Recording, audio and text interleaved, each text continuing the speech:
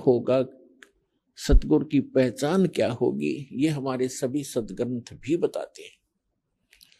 सतगुरु की सबसे पहली पहचान बताई है कबीर परमात्मा जी ने अपनी प्यारी आत्मा धर्मदास जी को, कि जो संत मम सत शब्द दरढ़ावे, वा के संग सब राड बढ़ावे। ऐसी संत मेहनतन की करनी, और धर्मदास में तो से वरणी।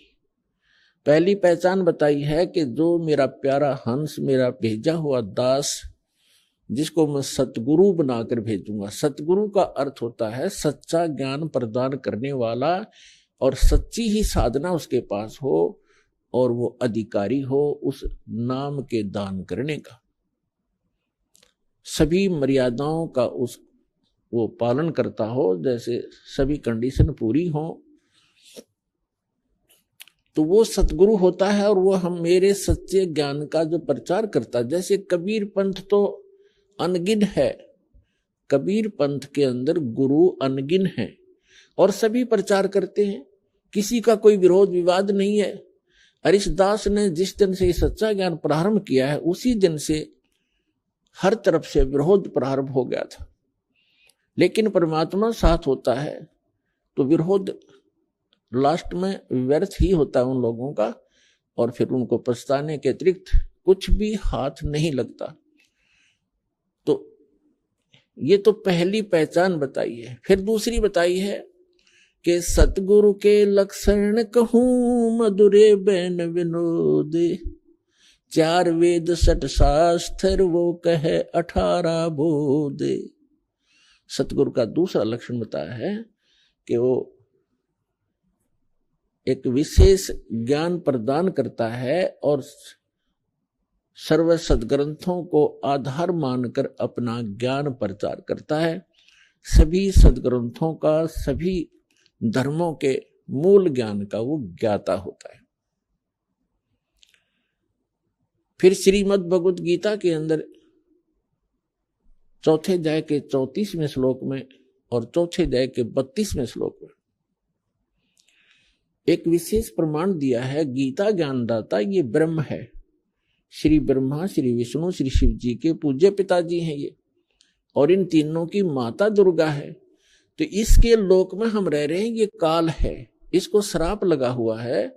1 लाख मानव शरीरधारी प्राणियों के सूक्ष्म शरीर को, इसके 21वें ब्रह्मांड में एक तपतशिला है जो एक बहुत गुप्त स्थान है। इसके अतिरिक्त यहाँ का प्राणी वहां कोई नहीं पहुंच सकता। ऐसे गुप्त स्थान पर इसने ये अपना जो है एक भोजनालय बना रखे है। तो 1 लाख मानव शरीरधारी प्राणियों के सूक्ष्म शरीरों को वहां तपतशिला, एक बहुत बड़ी तई है पत्थर की, अपने आप ऑटोमेटिक गर्म रहती है, और उसके ऊपर डाल दिए जाते हैं। उनके अंदर से निकाल कर वो सूक्ष्म गंध को जो प्रत्येक प्राणी सारे जीवन में आहार करता है। आप देखते हो यहाँ चलो रोटी, भोजन, काजू, किस्म, सेब, संतरे, हलवे, खीर भी आदमी खाओ, अच्छी बात है। इसके अतिरिक्त और बहुत गुना कबाड़ हमें खिलाता है ये। कोई सुल्फा पीता है, कोई भुक्की पीता है, कोई शराब पीता है, कोई तम्बाकू का आदी है, कोई पान खा रहा है, पेचर पेचर कर रहा है। ये कोई खाने की चीजें, मानो आहार है ये। तो ये क्यों करवाता है? इसलिए करवाता है यार, इनको इतने प्रबल होकर लग जाते हैं, कभी छूटती नहीं, छूटने ये मन नहीं देता। और मन कौन है? ये स्वयं ज्योत निरंजन, ये काल है, 21 ब्रह्मांड का स्वामी है। तो जीव कैसे इससे बाहर हो सकता है, कैसे छोड़ सकता है विकारों को? इस निरंजन का बाप मिले, इस निरंजन से भी शक्तिशाली समर्थ मिलेगा, तब ये मन हटने लगेगा, तब ये दूर भागेगा, तब ये प्राणी विकारों को छोड़ सकेगा। मन को परमात्मा ही रोक सकता है। तो वो परमात्मा समर्थ कबीर परमेश्वर है। तो ये जो सब कुबाड़ हमें खिलाता है, अपने लिए ये मसाला तैयार करता है आपके माध्यम से। फिर जिसने ज्यादा विकार कर रखे हैं उसमें से इसको ज्यादा आनंद आता है, और उसको तपतशिला पर ज्यादा समय तक भुना जाता है, ताकि उसमें से